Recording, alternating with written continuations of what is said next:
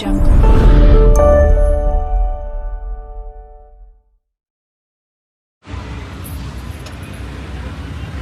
श्री अकाल जी, नमस्कार। आज हिंदी में बात करेंगे क्योंकि हमारे संघर्ष को एक नया रूप दिया जा रहा है। अभी हम इस देश की एकता और अखंडता और इस देश का मान सम्मान, उसको किसी तरह चोट पहुंचाना चाहते हैं।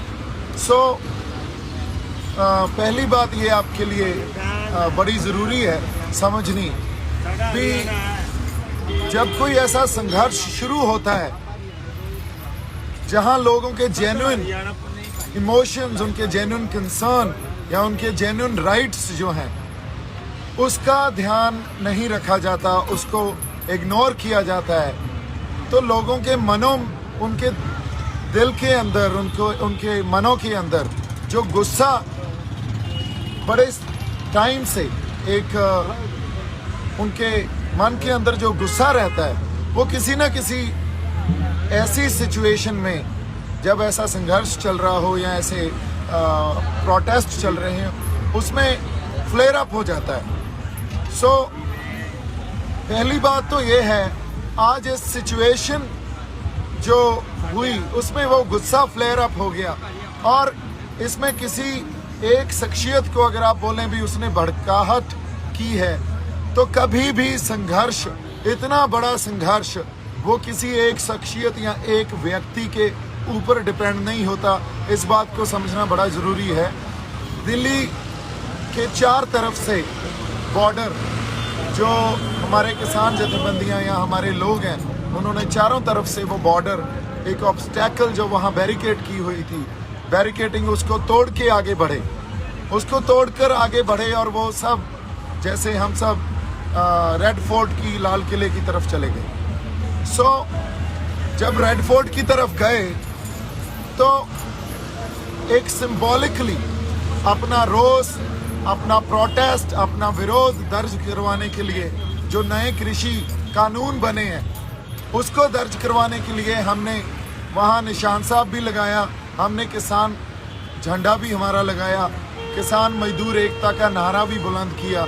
इसीलिए किया, और पीछे उसके तिरंगा लगा हुआ है। जिस पोस्ट पे हमने झंडे लगाए, उस पोस्ट के ऊपर कोई झंडा नहीं था, और ये झंडा हमारी इस देश की डाइवर्सिटी, जो हमारी डाइवर्सिटी है, उसकी पहचान है। देखिए, आप डाइवर्सिटी को इस तरह मत देखिए भी यूनिटी इन डाइवर्सिटी। डाइवर्सिटी का एक्चुअल मीनिंग, जो यूनिटी इन डाइवर्सिटी, या हमारे गुरु साहिबान या श्री गुरु ग्रंथ साहब से हमने सीखा है, different but equal. Different but equal जो डाइवर्सिटी है, उसको समझने की कोशिश कीजिए। इस देश की एकता और अखंडता के ऊपर किसी ने सवाल नहीं उठाए हैं, किसी ने वहां से फिरकू और भड़काने वाली बातें नहीं की हैं। लाखों लोगों ने, इतनी बड़ी मोबिलाइजेशन हुई, लाखों लोग इस बहाव में बहे। वो एक ऐसा बहाव है, अगर आप उस बहाव को नहीं समझेंगे और उसको सिर्फ आज की घटना को आइसोलेशन में देखने लगेंगे, तो हम बहुत बड़ी गलती कर जाएंगे। ये एक पहले जो प्रोसेस चल रहा था, उसकी कंटिन्यूशन है। इतने समय से हमें 6-6, 7-7 महीने हो गए ये प्रोटेस्ट करते हुए। उस प्रोटेस्ट में 6-7 महीनों की कंटिन्यूशन है जो ये चल रहा है, जो आज हुआ। इसको आइसोलेशन में मत देखिए। ये घटना किसी ने सोच के या किसी ने प्लान करके किसी ने नहीं की है। ये एक जो बहाव है, एक फ्लो है, उस फ्लो में लोग संघर्ष में उन्होंने अपना प्रोटेस्ट सिंबॉलिकली जाहिर किया, जहां पहले उन्होंने निशान साहब और फिर किसान मजदूर एकता का झंडा लगाया और उसके पीछे तिरंगा लगा हुआ है। इस देश की एकता और अखंडता के ऊपर कोई सवाल नहीं उठाया। हम सिर्फ ये चाहते हैं भी हमें मान सम्मान से रखा जाए और वो मान सम्मान हर सबको मिले। जैसे यूनिटी इन डाइवर्सिटी को समझना है, यूनिटी इन डाइवर्सिटी को समझना भी हमें इस तरह पड़ेगा, different but equal and United. ये जो फलसफे हैं या हमारे सिद्धांत हैं, कई बार हम सिद्धांतक तौर पे एक दूसरे से कोई डिफरेंट जो हमारी बुद्धि होती है या डिफरेंट एक समझ रखते हैं। उसका मतलब ये नहीं हम एक दूसरे के खिलाफ हो गए। आज भी अगर किसानों ने या जो लोग गए थे दिल्ली, वो किसी को मारने थोड़ी गए थे या किसी को हमने मारा हो या कोई पब्लिक प्रॉपर्टी को हमने नुकसान पहुंचाया हो या किसी दिल्ली वासी को हमने नुकसान पहुंचाया हो या हमारे हाथ में कोई हथियार हो। हम तो अपने झंडे लेके गए और हमारे ट्रैक्टरों पे गए। अब इनको अगर आप कम्युनल या इसको आप फिरकू दंगों का या इसको एक ऐसा आप एक रंग दे देंगे भी, ये देखो ये तो शरारती आंसर हैं, ये तो गलत आंसर हैं, तो ये हमारे इतिहास में हमेशा ही होता है।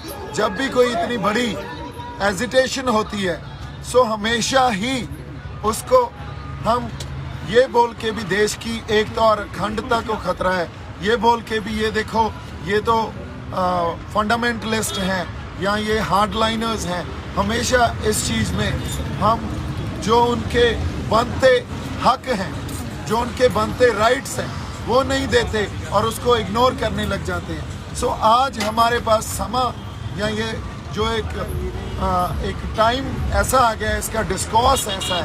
पहली मेरी बेनती ये है भी इसको आप आइसोलेशन में मत देखें। जो आज हुआ है वो कोई आज एक आइसोलेशन में या आज की घटना नहीं है, ये एक लंबा प्रोसेस था, उसकी कंटिन्यूशन है।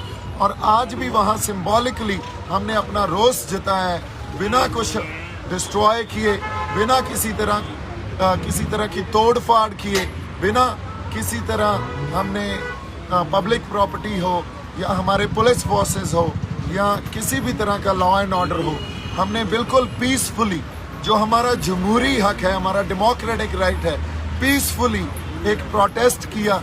और इस प्रोटेस्ट को अगर हम ये सोच रहे हैं भी इसको एक कोई शख्सियत या एक पर्सनैलिटी या एक आदमी इतना बड़ी मोबिलाइजेशन कर सकता है, सो ये बहुत बड़ी गलती होगी। आप लोगों के जेन्युइन कंसर्न समझिए, लोगों के इमोशन समझिए। एक मुझे ब्लेम करना है, किसी को भी ब्लेम करना, ये हमारी वही बात गलती होगी जो हम हमारे इतिहास में पहले से भी करते आए हैं। आज सबसे बड़ी ज़रूरत है भी हमें लोगों के इमोशंस को समझना चाहिए, उनके कंसर्न्स को समझना चाहिए, उनके सरोकार क्या है उसको समझना चाहिए और उस अकॉर्डिंगली हमें आगे डिसीजंस लेने चाहिए। मैं एक बार फिर आपको ये रिक्वेस्ट कर रहा हूँ, कोई भी भड़काने वाली बात नहीं कर रहा है। हर इंसान यहाँ आपसी प्यार, भाईचारक साझ और इस देश की एकता और अखंडता में विश्वास रखता है। किसानों को प्लीज़ किसी अलग नज़रिए से मत देखिए। किसानों ने सिंबॉलिकली बड़े पीसफुली जो हमारा डेमोक्रेटिक राइट है, जमहूरी हक है, उसको एक्सरसाइज किया है। वो सुप्रीम कोर्ट ने भी हमें दिया है, वो हमारा संविधान हमें देता है। और उसके आगे जो बात है, वहाँ फ्लैग पोस्ट पे कोई झंडा नहीं था, सो तिरंगा किसी ने नहीं उतारा। हमने सिर्फ अपना निशान साहब और हमारा किसान मजदूर एकता का जो हमारा झंडा है उसको वहाँ लहराया है। सो इतनी सी बात आपसे करनी थी मेरी तरफ से। आप सबको एक बार फिर निम्र बेनती है कि हम किसी को भड़काने के लिए ये प्रोटेस्ट नहीं कर रहे हैं। आज भी पीसफुल हैं, आप दिल्ली में देखिए सब पीसफुल हैं। और आज हम ट्रैक्टरों पे और खाली हाथ बैठे हैं, हमारे पास ज़्यादा से ज़्यादा हमारे ये झंडे हैं और कुछ नहीं है। आप यहाँ हमारे जो लोग हैं उनको देखिए, भाई किसी के पास कोई हथियार है? कोई हथियार है? हम अपने झंडे और अपने ट्रैक्टरों पे बैठे हैं। हमारा हथियार हमारे इस डाइवर्सिटी को समझने की कोशिश कीजिए। इस जो लोगों के जेन्युइन कंसर्न्स है उनको समझने की कोशिश कीजिए। इतनी बड़ी मूवमेंट किसी इंसान के या किसी पर्सनालिटी के या किसी एक व्यक्ति के उसकी वजह से नहीं खड़ी होती। ये मूवमेंट तब खड़ी होती है जब लोगों को उनके राइट्स नहीं दिए जाते, उनके जमहूरी हक नहीं दिए जाते। सो ये एक मास मूवमेंट है। मोबिलाइजेशन इतनी बड़ी इसलिए हुई है क्योंकि लोगों के जो दिलों में एक बड़े टाइम से बड़े it's been long that they had this what do you call it? I would say maybe anger within them. Since so long they were preserving it, and it had to be flare up at some point. So when it actually came out, so then these incidents and this moment actually shaped up. So today, if we are not going to talk about their rights, we are not going to give them their rights, or we are not going to handle it with maturity and always play the blame game, then trust me, this is not gonna stop. What we have to do is handle it with a lot of maturity, with responsibility, with purity, and that's what our people want. That's what we all want. As far as national security and integrity is concerned, nobody is questioning it, nobody is threatening it, nobody had intentions to do anything of that sort. We have just actually shown symbolically that it is a protest, it's a mass movement. Please try and understand and deal with it with a lot of maturity, and the leadership, whether it is our farmer leadership or political leadership, kindly look into it and deal with it with responsibility and maturity, which I hope and we all hope that it will be. Please do not try to give it any other color. Nobody is trying to propagate some different agendas here. Nobody is trying to propagate that we are threatening national integrity and security.